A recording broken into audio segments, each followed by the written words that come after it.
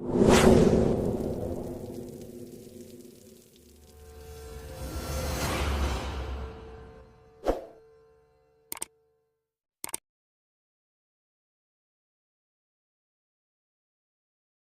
talk to you straight up.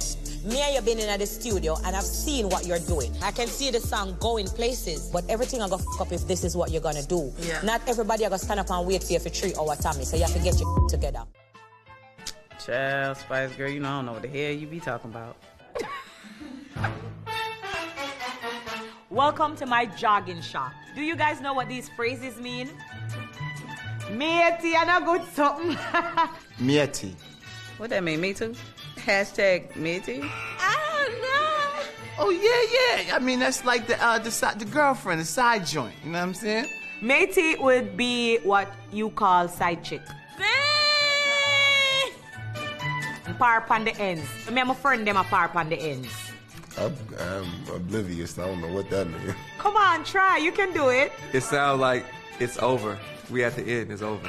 I really didn't think I'd be so bad at this. Spice, tell me the answer. Parp on the ends.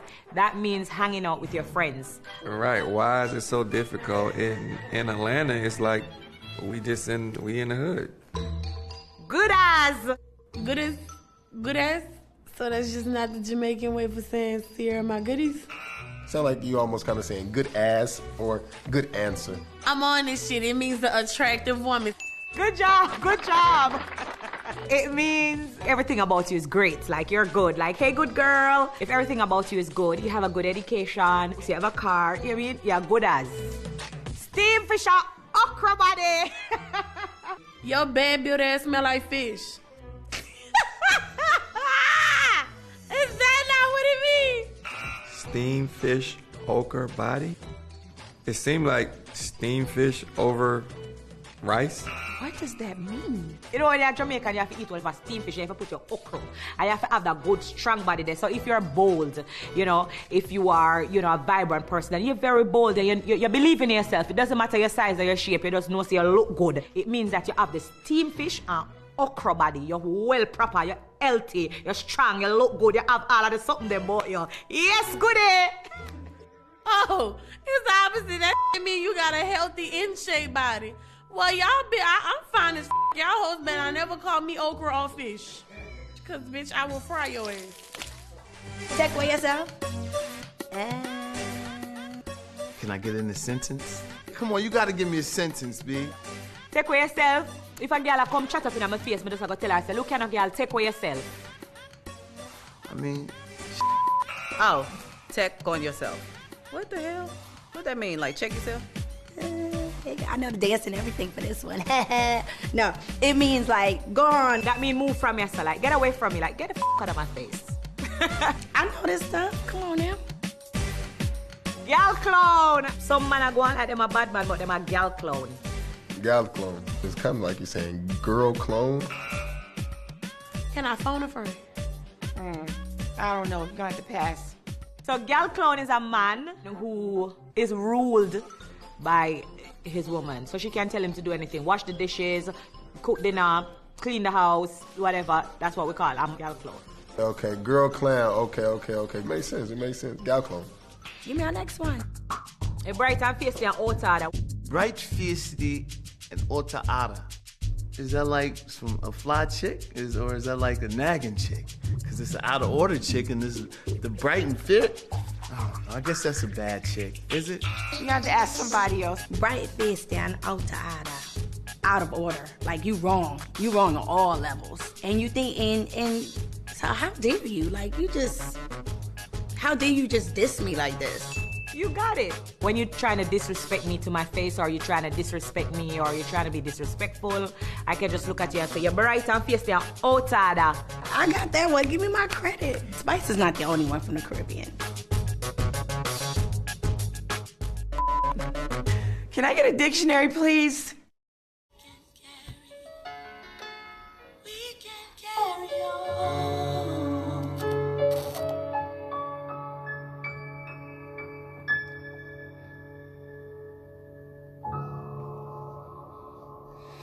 17 minutes after 3 o'clock. Today is not such a good day.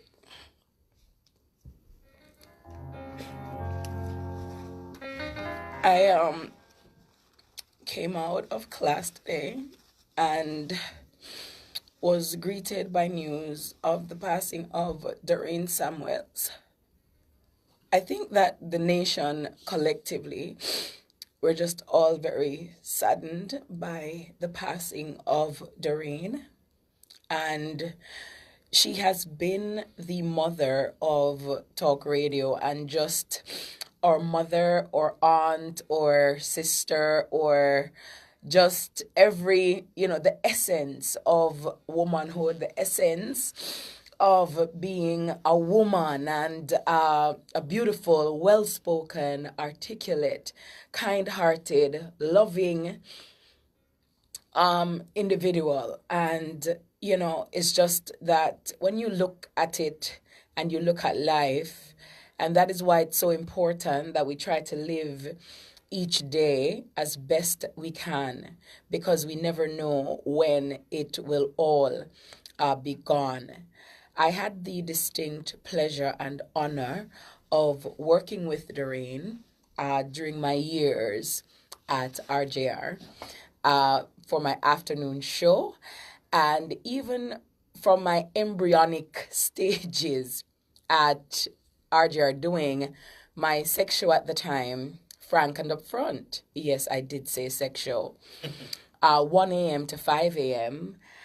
And I would be relieved. I would be relieved by Alan, so that he would do the morning show and then she would come in eventually. Our interactions have always been very positive. She's all the consummate professional, always on time. And I remember the first time going to RJR actually, and I went into the staff room, as it were, and I saw her desk, her area, and I was like, oh my God, like this is where Doreen Samuel sits.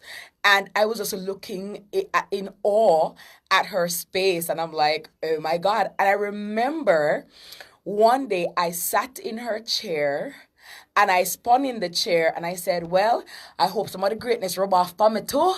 And I hope I'll be great like her. And I was rubbing the chair.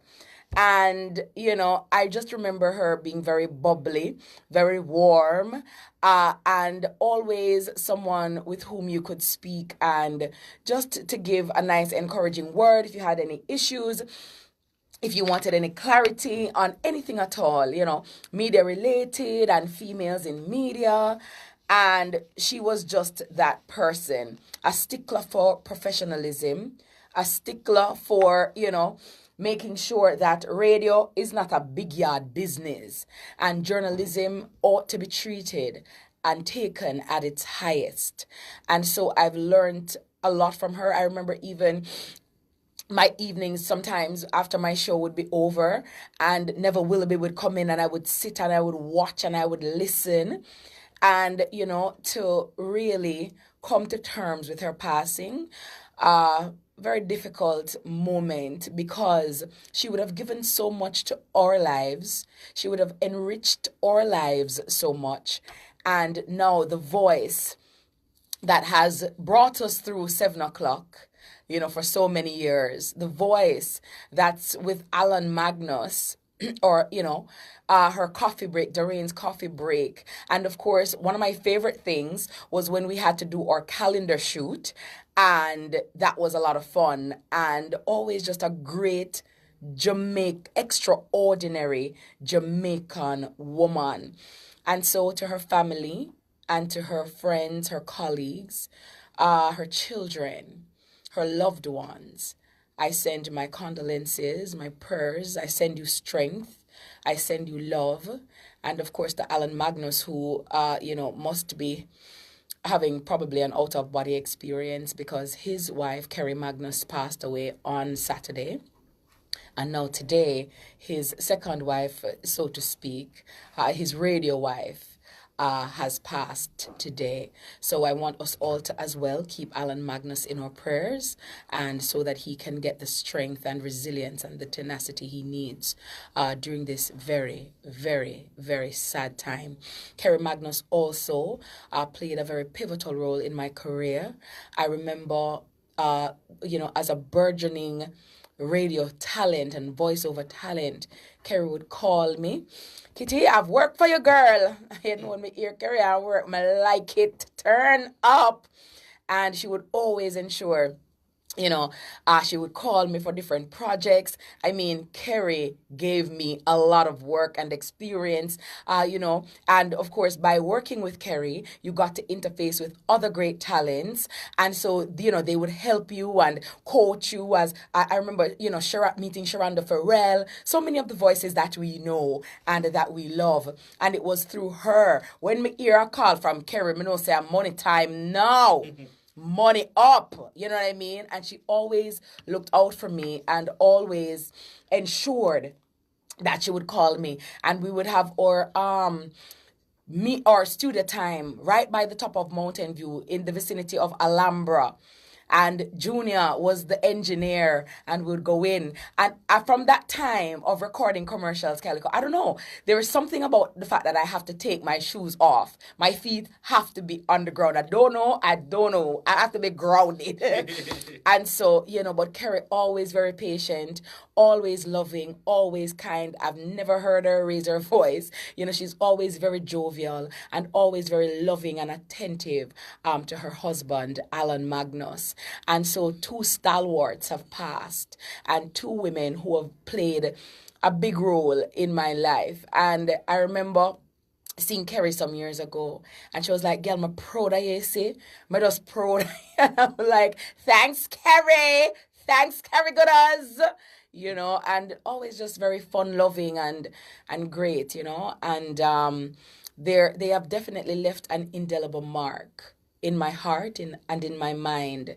And I thank them for their contribution to all of our lives, because so many young persons, Kerry believed in young people and getting people together.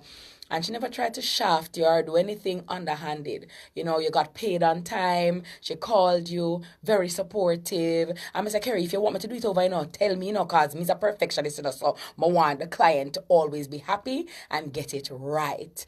And she gave me many of those opportunities for which I am forever grateful. And every time I would see her, I'd me big her up. I said, thank you, my good friend. Yep, money up.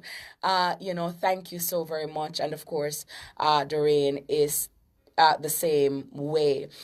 So from Good Morning Jamaica, I remember, when we would be on the cross-country tour and we'd have to link with the studio or get there early in the morning. She's there and she's at her desk doing her work, doing her thing and getting everything together. So this week, from Saturday, and then today is just a very emotionally heavy day. And I'm quite sure that I've seen the messages, I've seen the tweets, I've seen the reposts and all of that. And I know that, her listeners, her fans, her supporters, her well-wishers from near and far, when you think about radio, it is synonymous with Doreen Samuels. It's like, yeah.